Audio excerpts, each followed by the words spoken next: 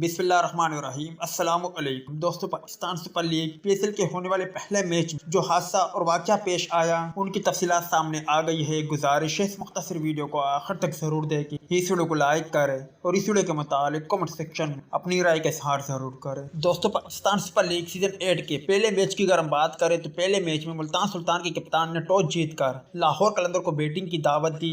फखर जमान ने जिम्मेदाराना बल्लेबाजी का मुजाहरा करते हुए 66 रन बनाए। दीगर बल्लेबाजों में मिर्जा बेग 32, शाही होप 19, सिकंदर रजा 19, हुसैन तलत 20, जबकि डेविड वेजे 5 रन बनाकर आउट हुए। मुल्तान सुल्तान के गेंदबाजों में अकील हुसैन और शाहनवाज दानी ने एक एक खिलाड़ी को आउट किया, जबकि एहसानुल्लाह और उसामा मीर ने दो खिलाड़ियों को आउट किया। दोस्तों, लाहौर कलंदर की बात करें तो लाहौर कलंदर की टीम मुकर्ररा 20 ओवर में 6 विकेटों के नुकसान पर 175 रन बना सकी। दोस्तों, इस वाक़े और हादसे की बात करें तो PSL 8 की इफ्तिताही तकरीब के दौरान शदीद आतिशबाजी के बायस सुल्तान क्रिकेट स्टेडियम की एक फ्लड लाइट्स में आग लग गई थी, जिसके बिना मैच भी ताखीर का शिकार हुआ। ताहम कोई जानी और कोई बड़ा नुकसान नहीं हुआ। ताहम ऐसी छोटी छोटी वाक़यात और हादसों से बचना होगा, क्योंकि ये छोटे हादसे खतरनाक भी साबित हो सकते हैं। आप इस पर क्या कहते हो? कमेंट सेक्शन में लाजमी तौर पर बताएं।